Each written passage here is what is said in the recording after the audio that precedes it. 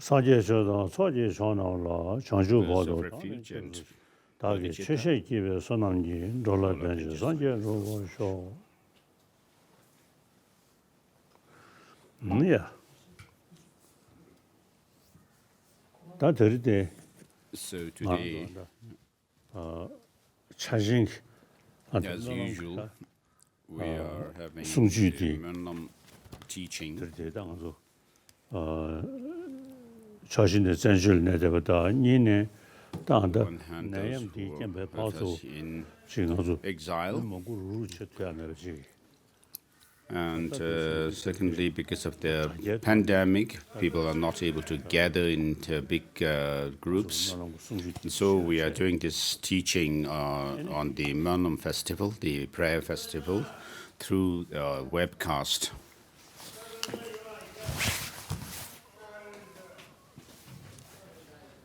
다들이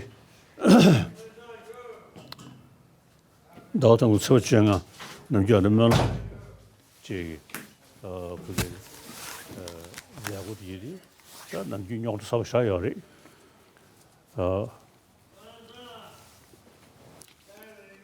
그런 아래면에 자샤나 감조리야 때문에 So during the Mönlam prayers sessions, sometimes it's very complicated, and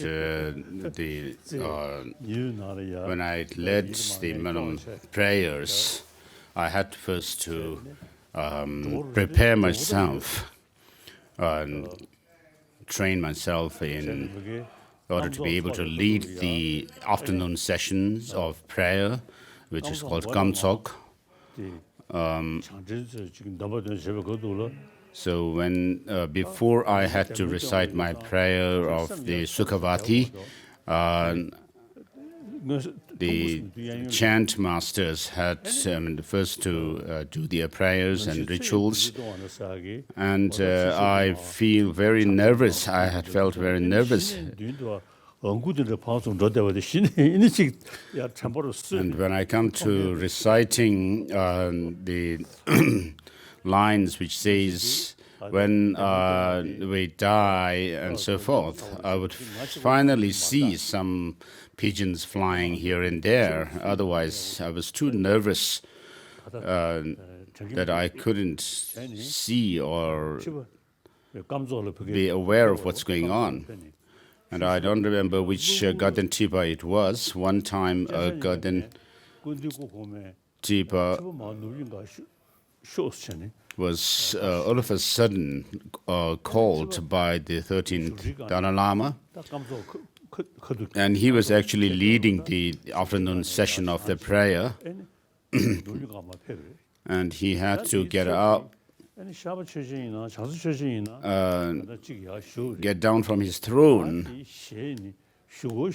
and had to go to...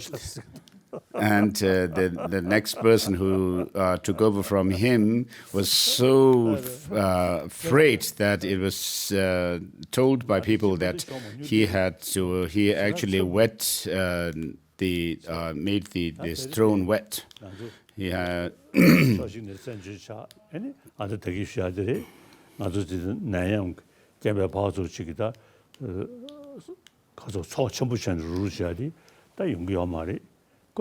So because of the pandemic, we are not able to have big gatherings, but that doesn't really matter.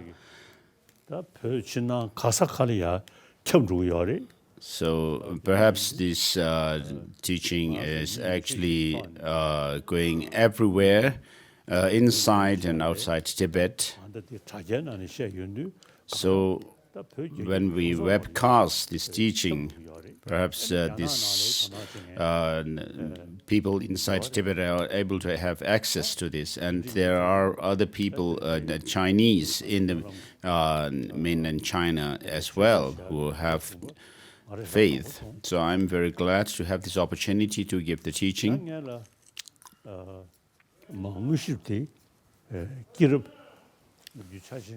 So as usual, as it's the tradition, I will first give the teaching on the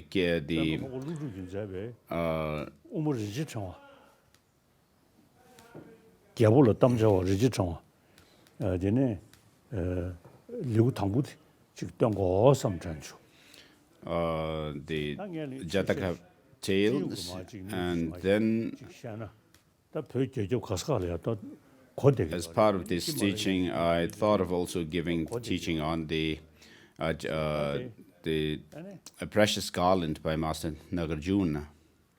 말한소다 들어 다 베니슈 Since people, even inside Tibet, are able to have access to this teaching, we are today in the 21st century, and as Tibetans, many of us are in exile as refugees. On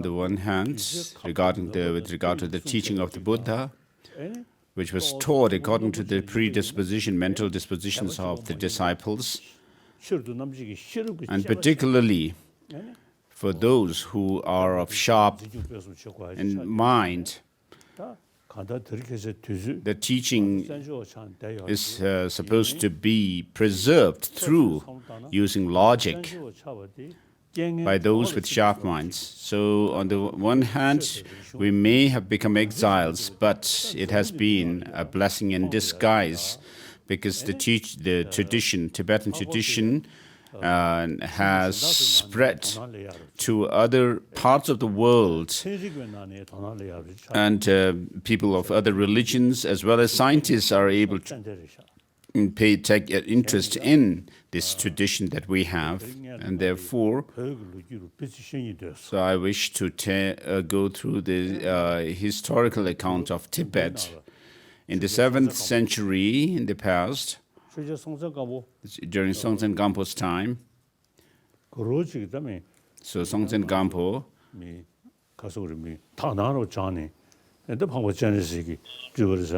of course, we may call him an emanation of Avalokiteshvara.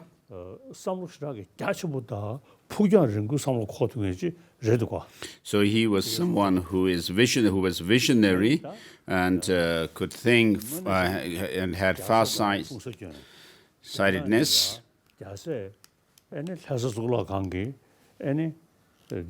So he married the Chinese princess, and the Zhou Shakyamuni's statue in Chokang was also brought from China into Tibet at that time. But though Songtsen Gampo already had very close ties with the Chinese emperor at that time, he thought of devising a new Tibetan script. So though he married a Chinese princess and must have actually enjoyed Chinese food and the princess and so forth, but when it comes to the writing system, he may have found the Chinese character to be too complex, and therefore he thought of devising a new Tibetan script and modeled on the Indian script. The Tibetan script was newly designed during his time. So because we have our own written script, therefore in the 8th century, when Shantarakshita, Abbot Shantarakshita the Great, was invited by the Tibetan Emperor Chisung Detsen, of course, by that time, Tibet had very good relationship with China as well. But he found it would be better to take the Buddhism from India, its original place of origin.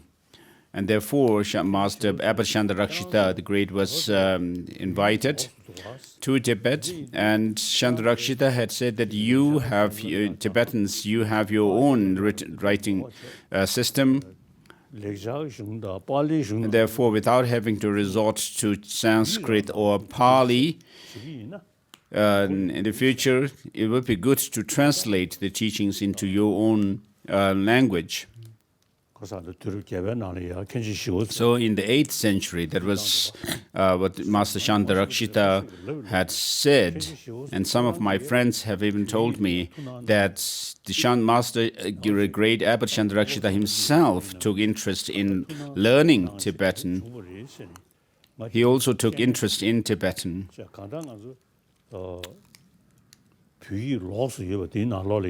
So in this language, Tibetan, that we have, the unique,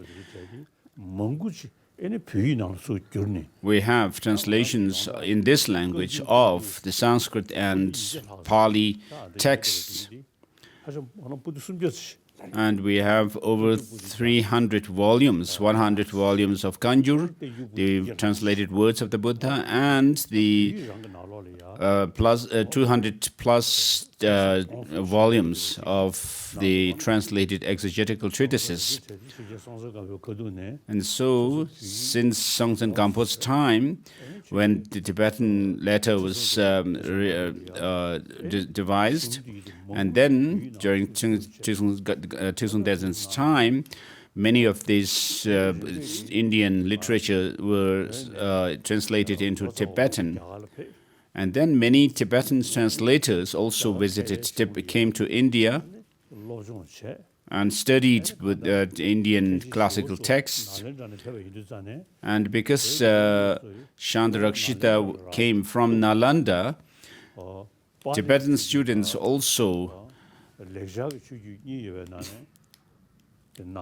used Nalanda as their source of knowledge. And so the Nalanda tradition becomes the main tradition that the Tibetans are following. And so today, amongst the followers of the Nalanda, followers of the Sanskrit tradition of Buddhism, Tibetans are the only ones who study extensively the Buddhist philosophy and literature. In China, this didn't used to be the case. And then particularly with regards to texts on logic and epistemology, though it seems there are some texts translated into Chinese, but they have not really established the tradition of studying them. So, of course, the Vinaya texts may have been translated from Pali tradition, but then other texts, other subjects like sutras and tantras were translated from Sanskrit.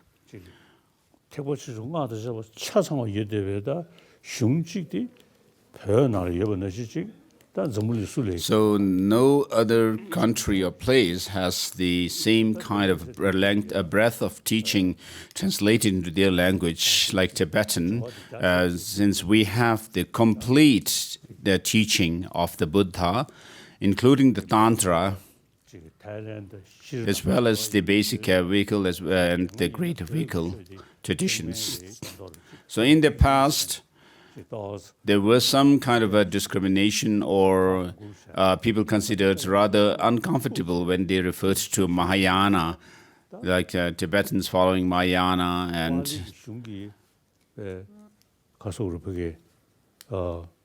But since we have interaction today with the other tradition, the Theravadas, so of course they don't use logic and reason. So the Nalanda Sanskrit tradition, which has spread to Tibet, uses logic and reason to explain and to establish the veracity of the teaching of the Buddha. So I jokingly tell the Theravada friends that you are like without any teeth, because when you come across very difficult points of the Dharma, you cannot chew it. But because we the Tibetans, because we learn and study logic and epistemology, we can chew on these difficult subjects. So we are like having teeth. So since the time of Songtsen Gampo, the other Tibetan emperors, as well as the great translators and Indian Panditas, thanks to them, we have the Buddhist tradition, which is unique, which is not there in other Buddhist followers of the Buddhist tradition. We have the complete teaching of the Buddha. So though we have become politically refugees or living in exile, it has been a blessing in disguise. And Tibetans inside Tibet, their devotion and faith is unflinching. So because we have a very profound tradition of Buddhism, however much political persecution people may have gone through, people's minds, it's been very difficult to change their mind. So in the past, Tibetans didn't have much interaction or connection with the outside world, but since we became exiles, we have had very strong ties and connections with people of the other parts of the world, and therefore people are taking interest in our tradition, and we are using logic and reason. And since we have a very profound tradition of studying Buddhist philosophy, epistemology, and so forth, and therefore the Tibetans inside Tibet should find this our pride, should be proud of this. So the hardliner Chinese authorities may be very narrow-minded, but if they are really well educated, they would really find what Tibetan Buddhism stands for. And though people may be So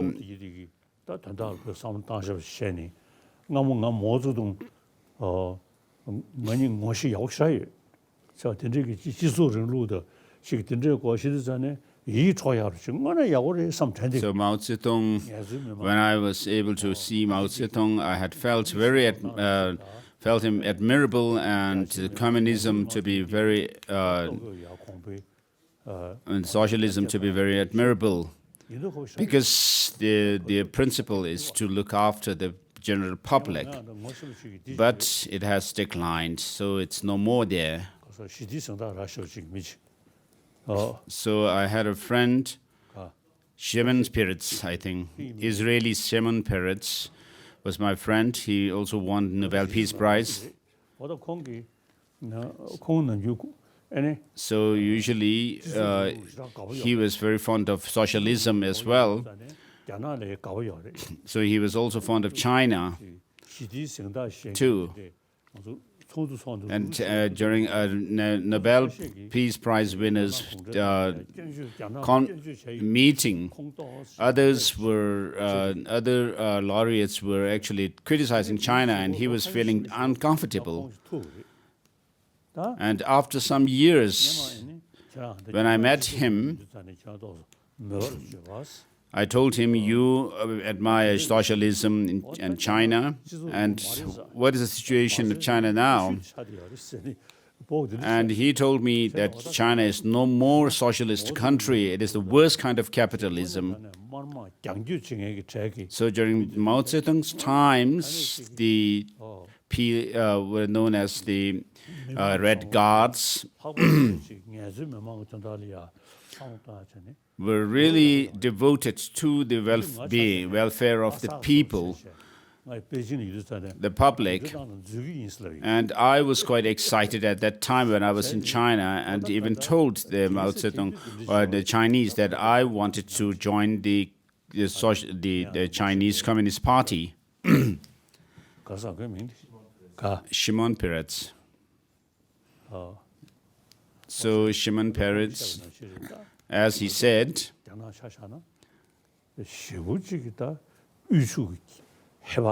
So there is huge difference between the rich and the poor, and the situation is very complicated today in China. So the Tibetans, the majority of Tibetans inside Tibet, though you may not have much knowledge of it, you have been able to keep this tradition through your faith and devotion. So Tibetans, I see in through media that even young and old, everyone does prostration in front at the Chokang, and so this shows your strong devotion. And so this tradition is like the soul of the Tibetan tradition, the Tibetan people. So this tradition of Buddhism that we have, which is based on logic and reason, may also spread in China proper, and also Mongolia and other parts.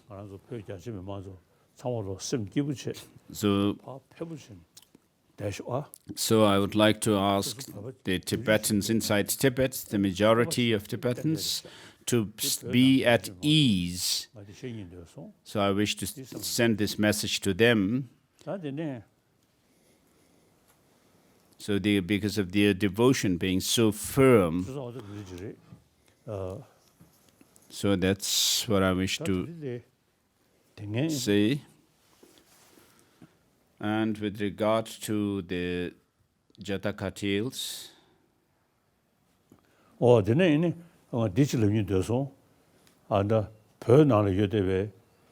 and then with regard to Tibetans inside Tibet,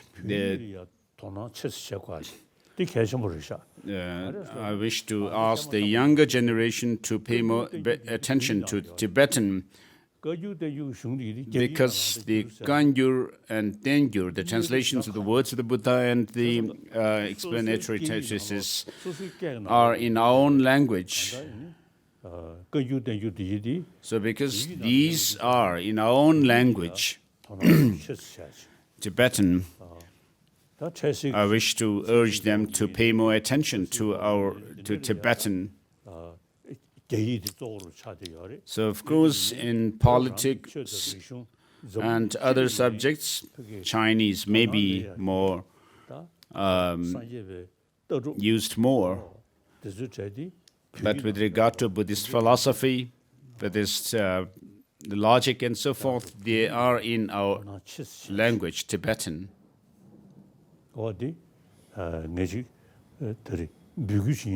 So I wish to urge Tibetans inside Tibet that they pay more attention to Tibetan. And when we came into exile,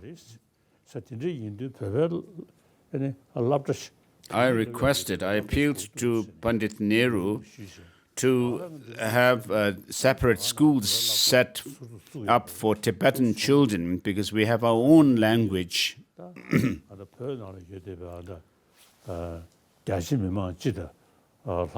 So Tibetans inside Tibet in general, and particularly those of the younger generation, I wish to urge you to pay more attention to Tibetan.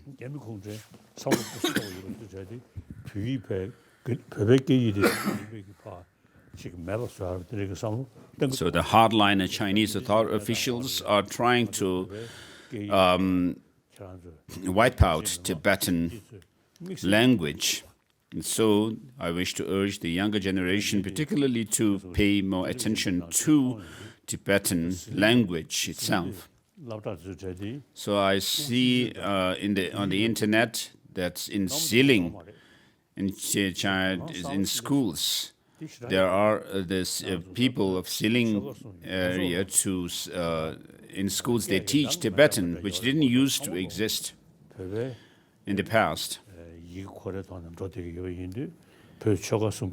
별이 삼월로 별이 돌아야 도나 So Tibetans in all regions of Tibet, the three provinces, to you, I wish to urge you to pay more attention to Tibetan language, because we have the same language. People in Siling have their own accent, maybe dialect. Kampas have their own dialect, which may be difficult for others to understand. So I wish to make this appeal or urge the Tibetans. This is not being attached to our language, but in this language we are able to explain the entire teaching of the Buddha.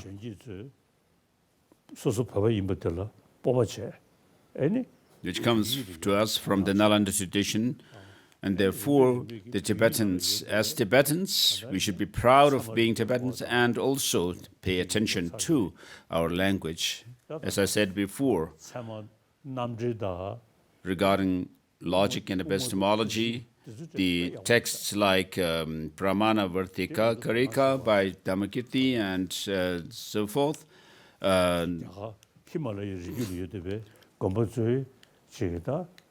we should pay attention to studying them. And then people in the Himalayan regions also should study these texts. So I wish to urge the Tibetans inside Tibet to pay more attention to our own language, Tibetan.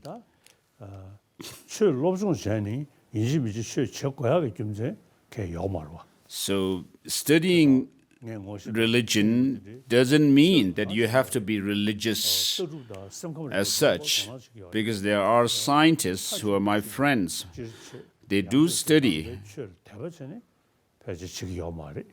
Buddhism, and they have, of course, they are not learning from Buddhism because of their having faith in Buddhism as such.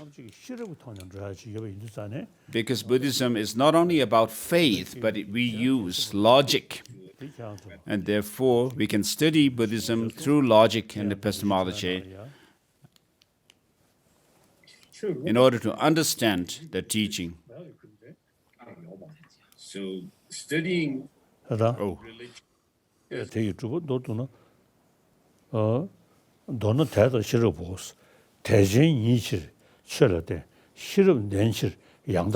I think his Holiness is reading from the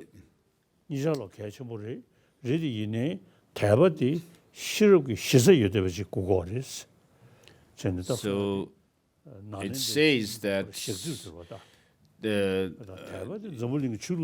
of course, with regard to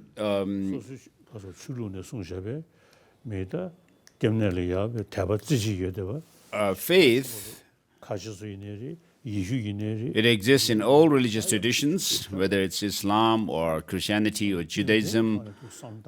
But when it comes to using logic, even the Buddha himself has said, "Oh, monks and scholars, just as gold is tested by burning, rubbing, cutting, likewise you should examine my teaching thoroughly and then accept it, not because you have faith or devotion in me." And so he asked us to study and experiment his teaching, not follow it through based on faith alone. And so Tibetans inside Tibet, and particularly the younger generation, so it seems you have good, you do pay attention to learning it, but I wish to reiterate this point.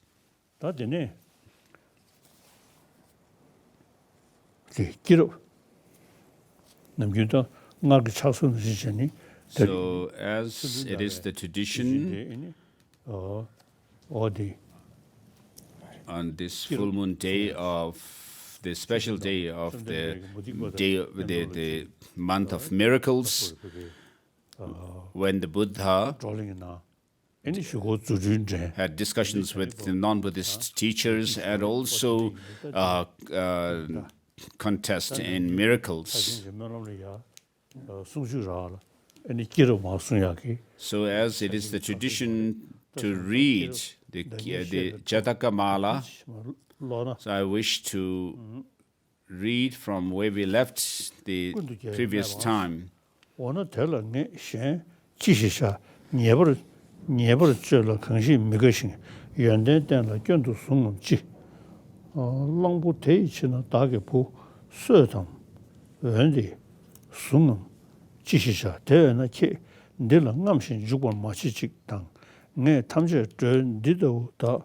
So we are on chapter 9, Vishwantara.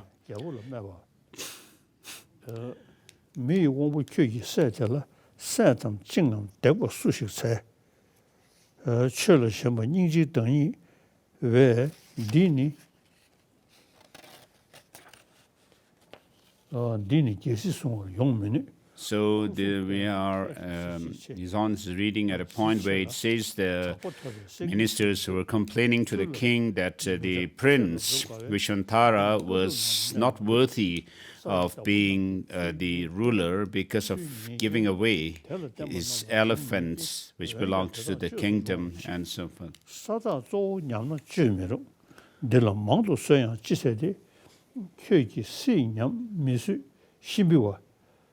tenamjinin didirin yebarche mijisen de godu pevechir druve tembe ru bangartang sene odati kiruk 추 모임베 냠수 도신 냠수 도신 펜버 가에 겨우 대다게 원도 표벌 매버당 되네 겨우지 부던 제 심동베 공망신 모사와 신동 고매디 냠망하다.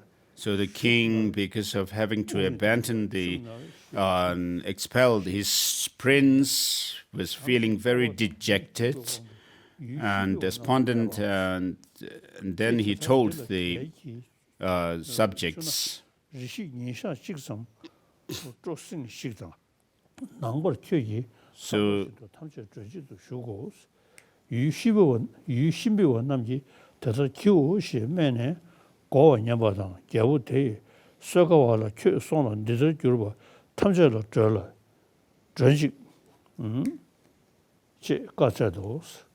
So the king asked. The king was very sad, and his face was wet with tears, and he cried in sorrow. And then the Bodhisattva, the Vishwantara, went to his father.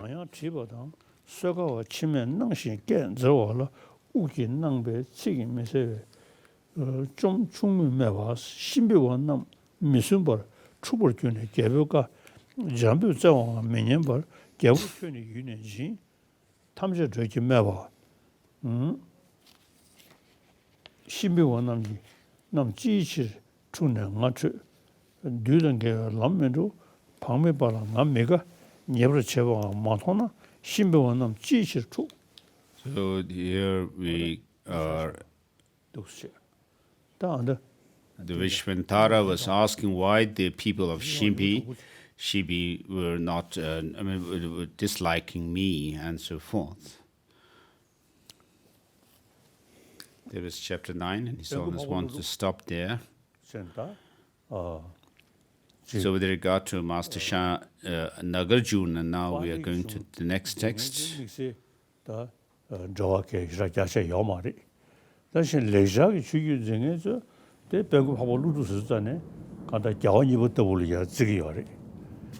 So for the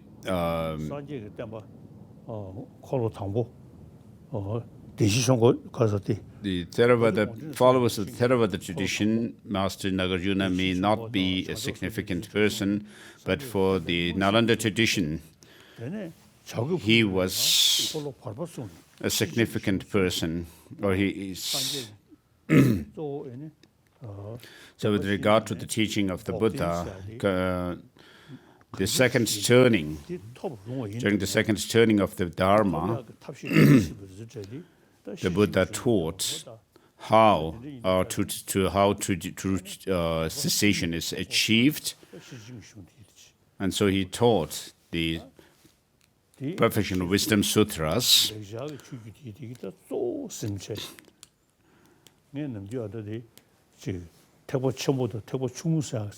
So I don't usually prefer to use Mahayana and Hinayana.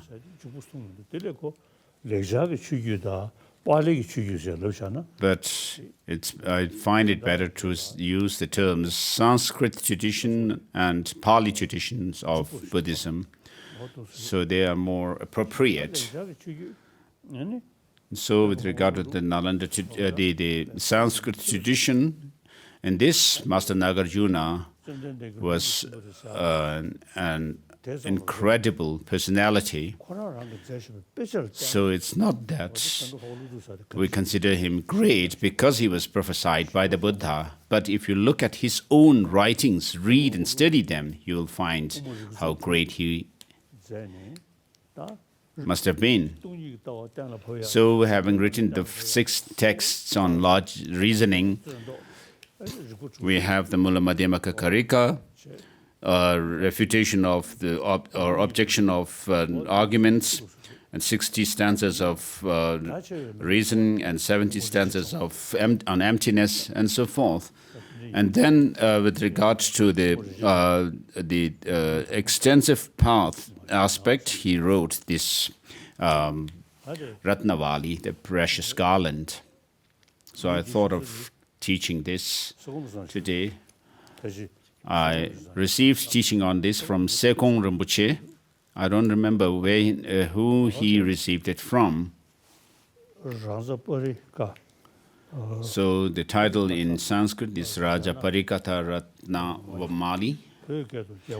In Tibetan, Gyavolatam Chawa Rinpoche, Tengwa. And then there is the homage to all the Buddhas and Bodhisattvas. And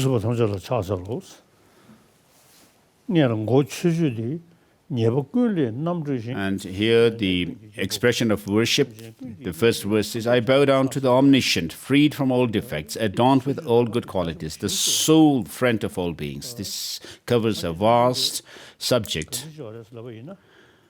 So it defines the Buddha being free from all defects, all faults, even their seeds. And not only through large faith, but by using critical scrutiny, scrutinizing wisdom, understanding that all faults, all our shortcomings are rooted in ignorance, and therefore, by understanding the true reality of how things exist, you get overcome or eliminate or uproot this through wisdom, understanding reality. And so the Buddha had become someone who has reached the pinnacle of abandonment, and because of his wisdom, understanding the truth as it is, he has also overcome all the defilements in mind stream, and therefore is able to see everything clearly in one instance. And because of his compassion, and therefore he is learned or knowledgeable, and he is compassionate to all sentient beings, and has not fallen into the extreme of liberation or nirvana, the peace of nirvana. And so, as the salutation verse of Pramana Samuchaya says, the Buddha is the teacher, protector, and so forth. And so the Buddha first generated Bodhichitta, and then went through the accumulation of merit and wisdom over 3 countless eons, So the main reason for doing that is to benefit sentient beings. That was his sole goal. So the sentient beings who are as vast in number as the expanse of the space. And so, therefore, he was adorned with all good qualities, the sole friend of all beings. And so, and then the next verse, O king, I will explain, practice solely virtues to generate in you the doctrine. For the practices will be established in a vessel of the excellent doctrine. So the king here is Gautami Putra.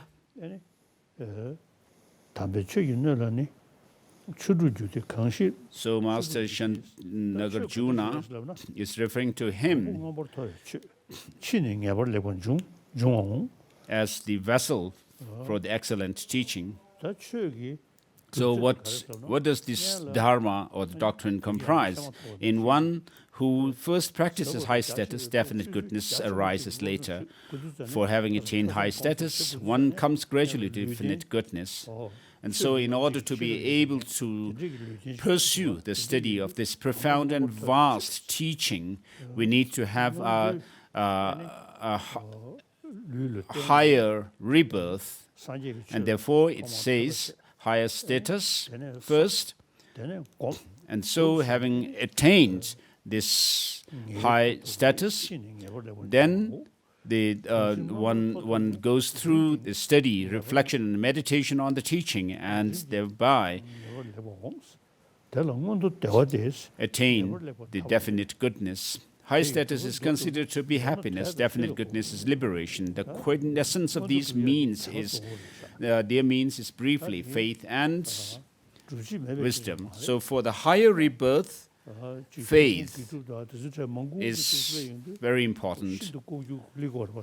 So when it's not just a blind belief or faith, but when we think about highest faith, we also think of how karma works and how to avoid non-virtuous actions and cultivate the virtuous ones. And so those things which are slightly hidden, we should be able to draw or gain conviction through empirical reasoning or reason based on evidence. Due to having faith, one relies on the practices. Verse number 5. So faith is considered important in all religions, and in order to strengthen our faith, there are different philosophical concepts that are used in the different traditions. But in Buddhism, because we use logic, it becomes quite uncomfortable, inconvenient to assert a creator God. So of these two, wisdom is the chief, faith is its prerequisite. So one who does not the next verse, number 6. So it mentions 6 factors through desire, hatred, fear, or bewilderment, is known as one of faith, a superior vessel for definite goodness. So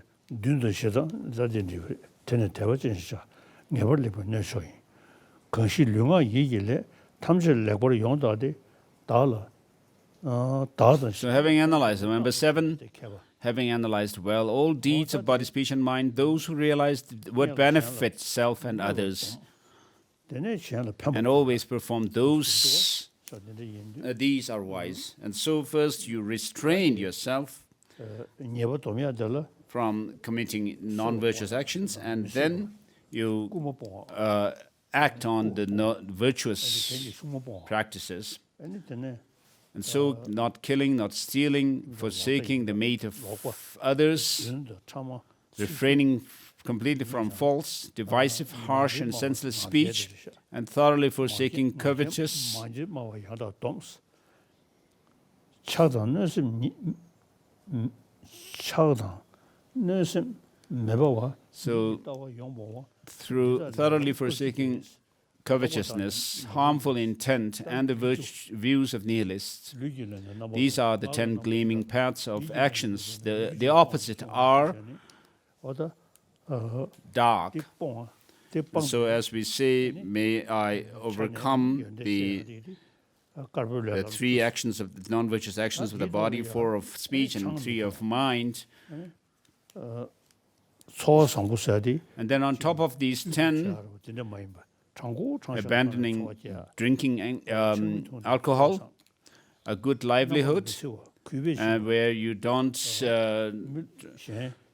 try to use false means of gaining wealth and so forth, and non-harming. And then when you give alms to some poor people, giving it with respect,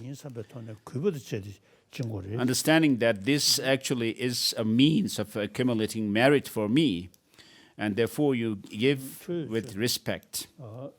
So respectful giving, and then honoring the honorable, such as the 3 jewels, and then cultivating love towards all sentient beings. And practice, in brief, is that. So practice is not done by just mortifying the body, for one has not forsaken enduring others and is not helping others. So in this case, there is this mention of the not drinking alcohol. When we take the upasaka, the layperson's precepts, this is one of the precepts that the laypersons take. And at one time, my late senior tutor,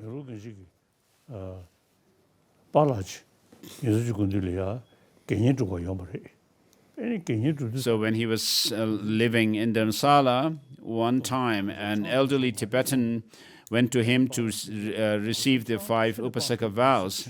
And at that point, when Yongzin Rinpoche explained the 5 precepts, and when he mentioned not drinking alcohol, this elderly man said, "Oh, I cannot give up drinking alcohol."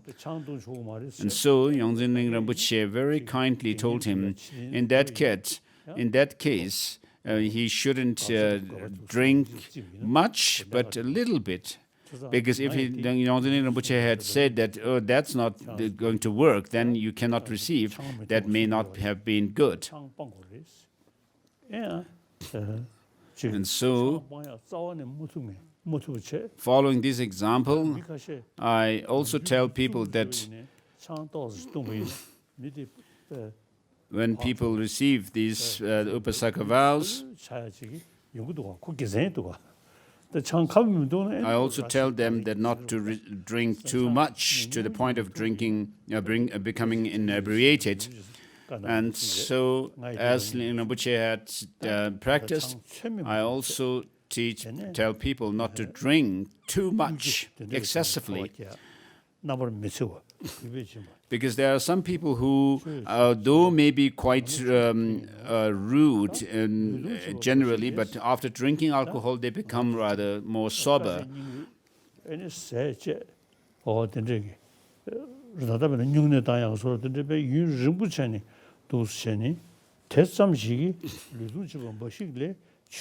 So, mortifying the body, verse number 11 mentions that, such as fasting excessively. So for one has not forsaken enduring others and is not helping others. And so even if you may practice fasting, if it has nothing to do with helping others, benefiting others, then it's not beneficial to others. Those not esteeming the great path of excellent doctrine bring with giving, ethics, and patience, afflict their bodies, taking an aberrant path like a cow path, deceiving oneself and those following. Their bodies embraced by the vicious snakes. So abstaining or giving up the 10 non-virtuous actions has actually to do with benefiting, helping yourself, because a short life comes through killing, much suffering comes through harming others. So if you harm others, you will cause others to be angry with you, dislike you, and then poor resources through stealing. So because of stealing, you will be destitute. Enemies through adultery or sexual misconduct, because you cause anger in the near and dear ones of the other person, in relation to whom you have committed this. From lying arises slander. Even to the animals, if you lie to them, if you tell lies, they would also shirk you. So from divisiveness, a parting of friends. So you talk one thing to one person, another thing to another person, and then in the end you are left alone. You will have no friends. From harshness, hearing the unpleasant. From senselessness, one's speech is not respected. Covetousness destroys one's wishes. Number 16. Harmful intent yields fright. Wrong views lead to bad views, and drink to confusion of the mind. Number 17 read. 18. A bad complexion comes through anger, stupidity from not questioning the wise. So if you practice not drinking alcohol, being loving to others, and giving respectfully and not harming others, of course, these add to the factors for attaining higher rebirth, and in that higher rebirth you will also be able to engage in study to increase your understanding, your wisdom as well. And these are the effects for humans. But prior to all is a bad transmigration. Opposite to the well-known fruits of these non-virtues is the arising of effects caused by all virtues. And then verse number 20, 21, 22, desisting from all non-virtues and always engaging in virtues with body, speech and mind. These are called the three forms of practice. 23, 24, 25, the doctrines of definite goodness are said by the conquerors to be deep, subtle and frightening to the childish who are not learned. And so up to this is the teaching on the higher rebirth. So I'll stop here. The next verses deal with the definite goodness. And then next I wish to do, so we'll leave at verse number 20, finish with verse number 25. And so here we have Ladakhi devotees who have requested this Bodhichitta's ceremony. And so because this is the month commemorating the Buddha, the main thing to do here when commemorating the Buddha is to have a good heart, a warm heart. So you have to see the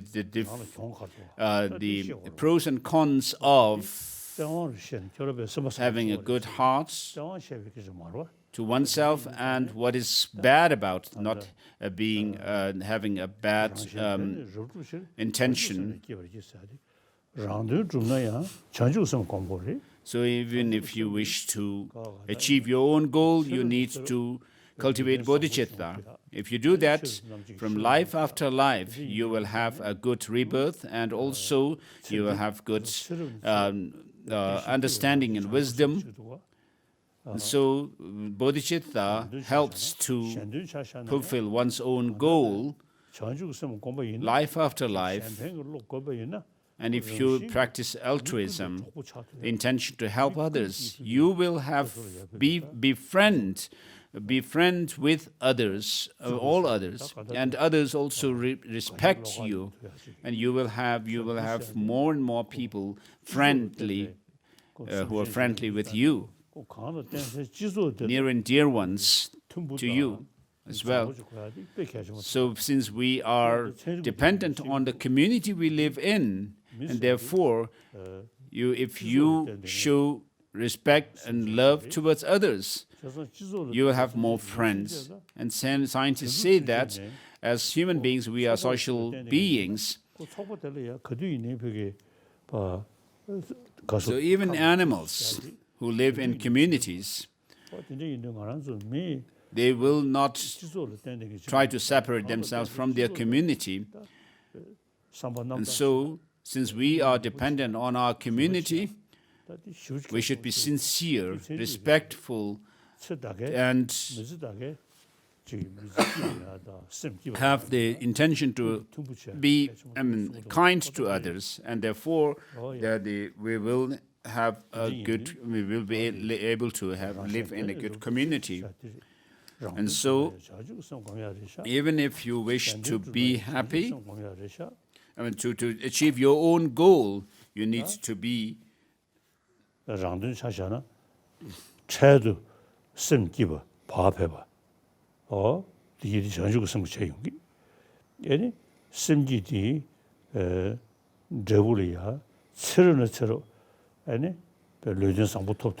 So with bodhicitta, you will have more friends, and life after life, you will have, and you'll be able to benefit yourself.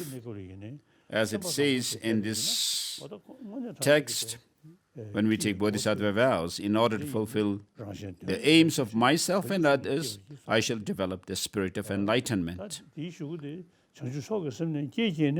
And having developed this spirit of highest enlightenment, I shall invite all sentient beings as my guests. So having developed this bodhicitta, you are calling on others, all sentient beings, as your guests for happiness. As Shantideva says in Bodhisattva Ayatthava, all happiness and joy in the world comes from wishing others to be happy. All suffering comes from wishing oneself own to be happy. And what need is there to say more? Look at the difference between the selfish, the childish sentient beings and those of the Buddhas. And then, as I usually recite this on a daily basis, unless you exchange your joy and happiness with the suffering of others, leave alone attaining Buddhahood. Even in samsara, in this cycle of existence, you will not have happiness. So, without having to talk about next lives, even in this life alone, you can see if you don't care about others, and you will not be happy.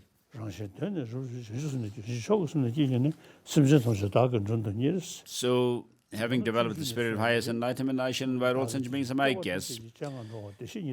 And as Bodhisattva Charyavatara says, also,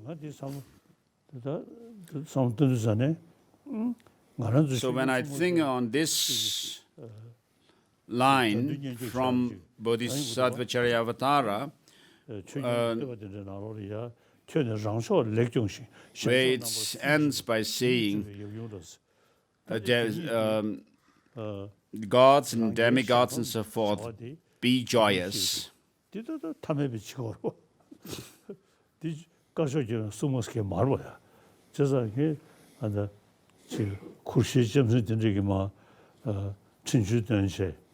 어디 책디 윤두산에 나도 겸쇼거리. So when we come across certain lines in the prayers to the Dharma protectors, we sometimes ask them to take care of those on our side and get rid of those who are our opponents. So I sometimes find it laughable.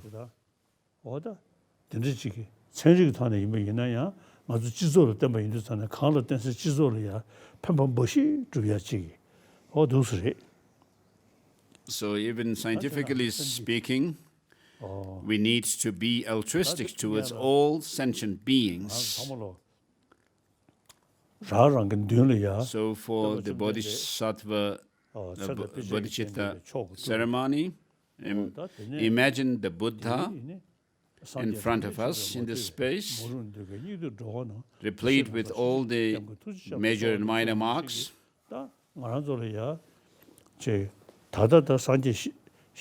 So though the Buddha as a nirmanakaya form of body is not accessible to us, and we are not able to receive teachings from such a Buddha in the emanation, the supreme emanation body. So for the last over 2,500 years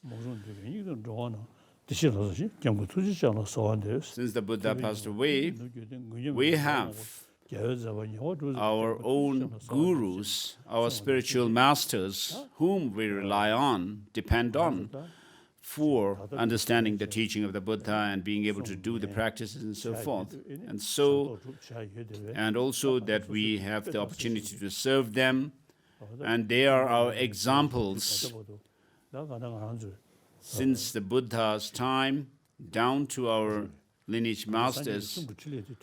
So these lineage and the root teachers are the ones who are carrying forth the enlightened deeds of the Buddha. So imagine the Buddha and all the lineage masters down to your own root guru in front of you. And so in front of them, let us take the Bodhisattva, generate Bodhichitta.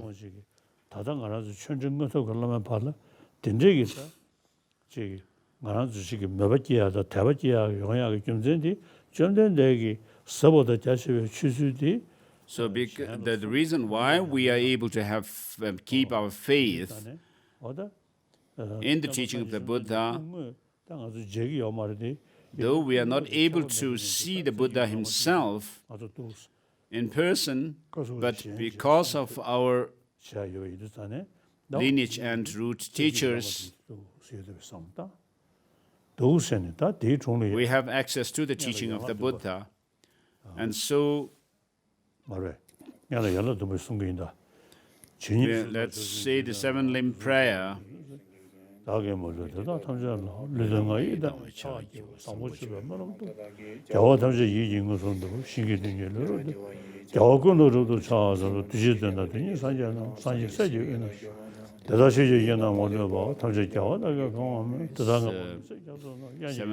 Seven-limb prayer.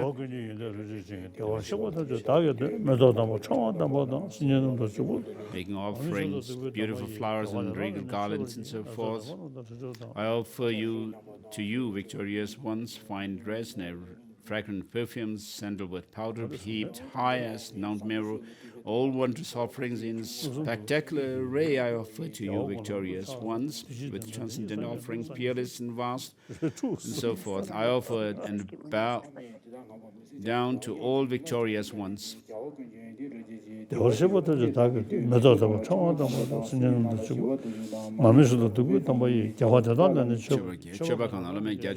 With transcendent offerings, peerless and vast, and so I offer, and I bow down and to all victorious over every harmful actions I have done with my body, speech, and mind, overwhelmed by attachment, anger, and confusion. All these I openly lay bare to you, before you. I lift up my heart and rejoice in all positive potential of the Buddhas and Bodhisattvas in all 10 directions of solitary realizing. Here is still training and those beyond and of all ordinary beings. And then whatever slight positive potential I may have created by paying homage, offering, acknowledging my faults, rejoicing, and requesting that the Buddhas stay and teach, I now dedicate all this for full awakening.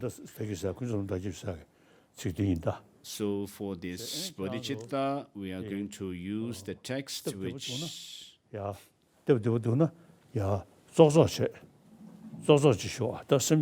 if it's comfortable, please sit,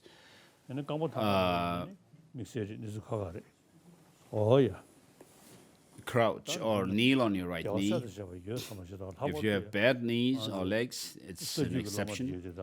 So in front of you in the space, imagine Buddhas and the Bodhisattvas surrounding him, together with those of our lineage lamas and our root guru. Have them and imagine them clearly in your mind and think that just as they have generated bodhicitta and have benefited other sentient beings, I will also have the same aspiration to help all sentient beings by generating bodhicitta and tread along the path to enlightenment, path comprising parts of accumulation, preparation or application, seeing, meditation, and then the normal learning. And so have this firm determination, have a strong intention, and have this firm determination to work for the benefit of others. When I have this opportunity, where I have attained this human body, this precious human life, and having the access to the teaching of the Buddha to study, reflect, and meditate. So at such time, have this determination to become someone beneficial to all. As the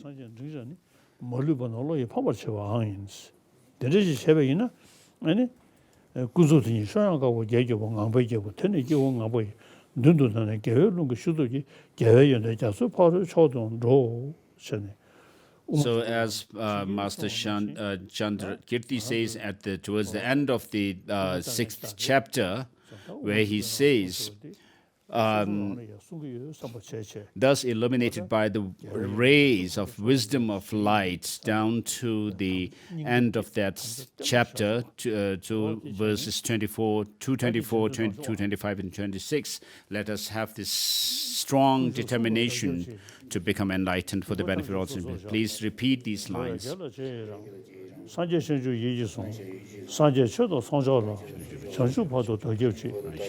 seek refuge in the rituals. I confess all misdeeds individually. I rejoice in the virtuous deeds of all beings. I take to mind Buddha's enlightenment. To the Buddha, Dharma, and the highest assembly, I seek refuge until I am enlightened to fulfill the interests of myself, and as I shall generate the mind of awakening. Having generated the mind for highest awakening, I shall invite all sentient beings. I guess I shall engage in the life of supreme practices of enlightenment. May I achieve Buddhahood for the benefit of all sentient beings. And so strengthen your compassion towards sentient beings, wishing to liberate all sentient beings from suffering, and also have a strong faith in the Buddhas and Bodhisattvas and our lineage lamas and so forth. So just as you have generated bodhicitta and engage in the bodhisattva deeds for the benefit of all sentient beings, I shall also follow suit to generate bodhicitta within myself and to train in the bodhisattva practices for the benefit of all sentient beings, so that I will be able to benefit others without any effort, effortlessly. I seek refuge. Please repeat. I seek refuge in the three jewels. I confess all mysteries individually. I rejoice in the virtues of all deeds, all beings. I take to mind Buddha's enlightenment, the Buddha Dharma and highest assembly. I seek refuge until I reach enlightenment. To fulfill the interests of myself and others, I shall generate the mind for awakening. Having generated the mind for highest awakening, I shall invite all sentient beings as my guests. I shall engage in the delightful supreme practices of enlightenment. May I achieve Buddhahood for the benefit of sentient beings. So having done this, repeated the second 2 times, at the end of the third repetition, when you finish saying, may I achieve Buddhahood for the benefit of all sentient beings. So you are not seeking benefit for yourself, but benefit of sentient beings.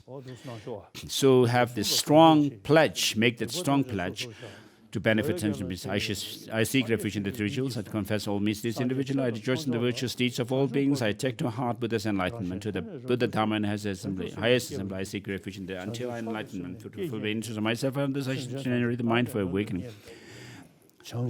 Having generated the mind for highest awakening, I shall invite all sentient beings as my guests. I shall engage in the delightful supreme practices of enlightenment. May I become a Buddha for the benefit of all sentient beings. So with this, you have taken the Bodhisattva vows. We are done with this.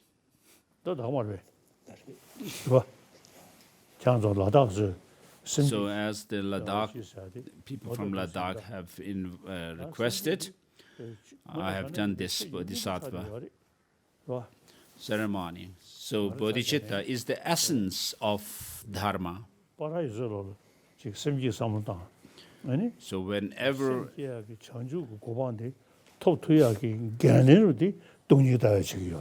on all occasions I think of Bodhichitta, of course, in order to be able to get rid of all defilements,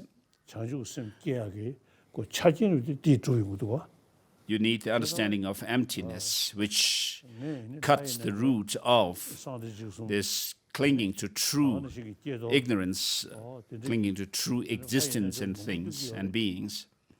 And that helps to generate bodhicitta as well. So I do many different deity yoga practices, such as the Guyasamaja, Yamantaka, Vajrabhairava, Heruka, Chakrasamvara, and He Vajratantra, and so forth. But my main practice is bodhicitta. Perhaps Dromtempa has said, Dromtempa may have come up with these terms, the extensive conduct lineage and the profound lineage of the view. So it's the extensive conduct lineage emphasizes talks about the bodhicitta. So, and then the profound lineage view has to do with emptiness, view of emptiness, understanding that. So there is no greater, since there is no greater practice than bodhicitta and the view of emptiness, I don't find it apt to use the term the blessing lineage of the practice. So the Buddha gave teachings of the profound and the extensive conduct. So these are what we need to do. Whether you're doing the sutric practice or tantric practice, they are indispensable. So with this, we are done with today's discourse. So for you all, I wish to say that Dharma has nothing to do with external expressions of using musical instruments and wearing different costumes and so forth, but to do with bodhicitta and understanding of emptiness. So That's enough. Sungshu Judu, Dambamada, Shiju, that's Sungshu. So then we are going to do the concluding practice of saying the prayers. The prayer for the flourishing of the Dharma.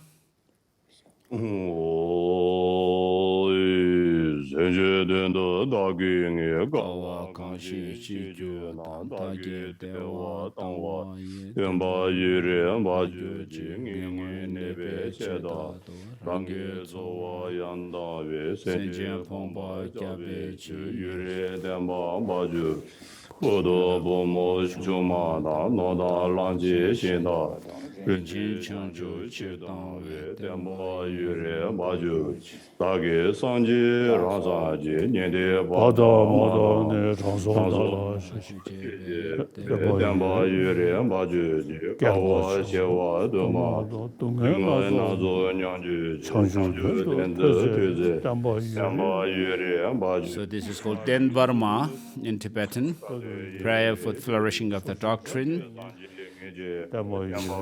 So through the hardships I've endured formally for being's sake, and through my renouncing pleasure, may the doctrine flourish long.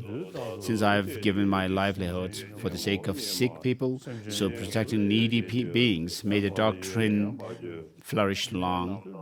Through my giving son and daughter, wife, wealth, jewels, elephant, and my chariot for awakening, may the doctrine flourish long. Through my giving honored Buddhas and prayer, Pratyeka Buddhas, hearers, parents, and ascetics, may the doctrine flourish. Through my tasting diverse sufferings for many million eons and seeking learning for awakening, may the doctrine flourish.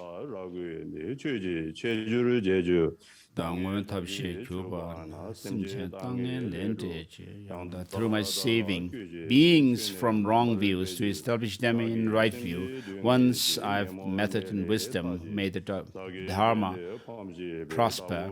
Through my freeing beings from kleshas, fire, with the four attractions, and subduing growing evil, may my followers stay long. Through my saving tirthikas from the flood of other views, fixing them in right view, may my followers be faithful always. May the doctrine flourish. That the Dharma King Tsongkhapa's Dharma method may prosper. Let all adverse signs be stilled and good conditions be complete. Thanks to mine and others joined, two collections of the three times, may the doctrine of the conqueror, Losang Dakpa, flourish long. And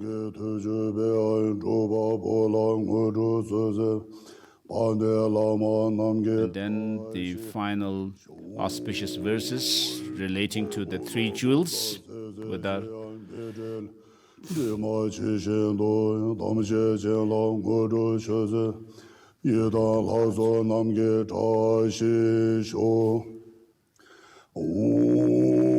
through the auspiciousness of the lamas and then the yidams, meditation deities,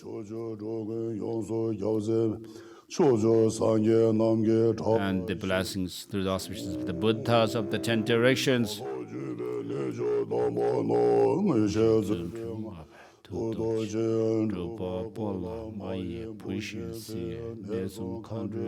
And then through the blessings, auspiciousness of the Dakas and Dakinis,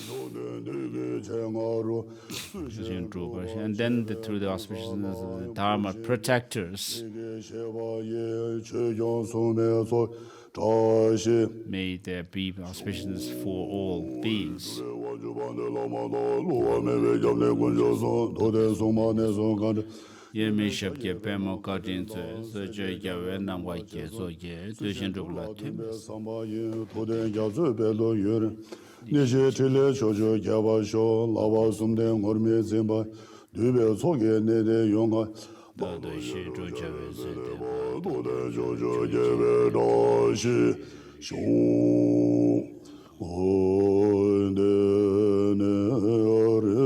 This is the final lumbering prayer.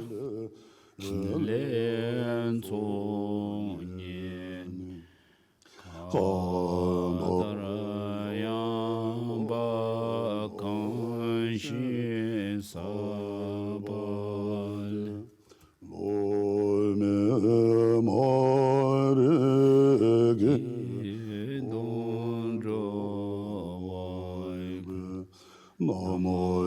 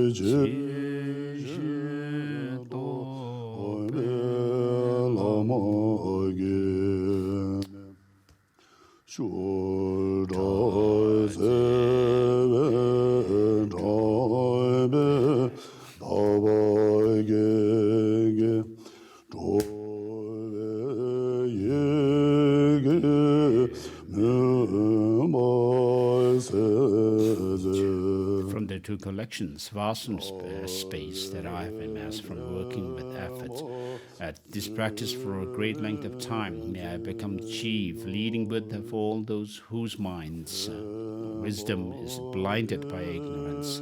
Even if I do not reach this state, may I be held in your loving compassion for all lives, Manjushri. May I find the best of complete, graded paths of the teachings, and may I please all the Buddhas by my practice, using skillful means drawn by the strong force of compassion. May I clear the darkness from the minds of all beings with the points of path as I have discerned them. May I uphold the Buddha's teaching for a very long time, with my heart going out with great compassion in whatever direction the most precious teachings have not yet spread.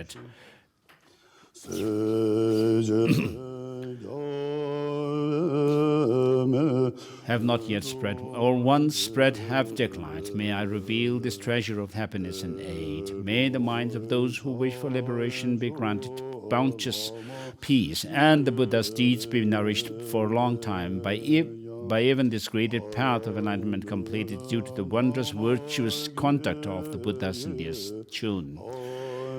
May all humans and non-humans who eliminate adversity and create conducive conditions for practicing the excellent path never be parted in any of their lives from the purest path praised by the Buddhas. Whenever someone makes effort to act in accordance with the tenfold Maya and virtuous practices, may they always be assisted by the mighty ones, and may oceans of prosperity spread everywhere.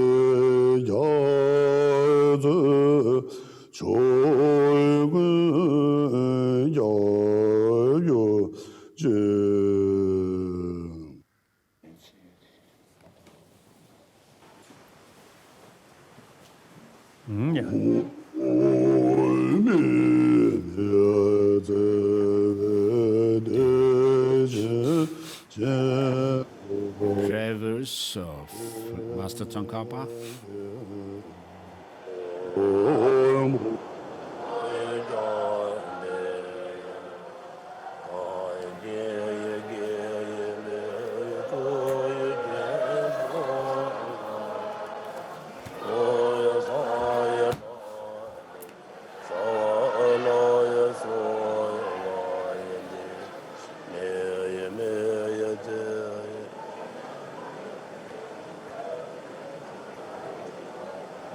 다 사서.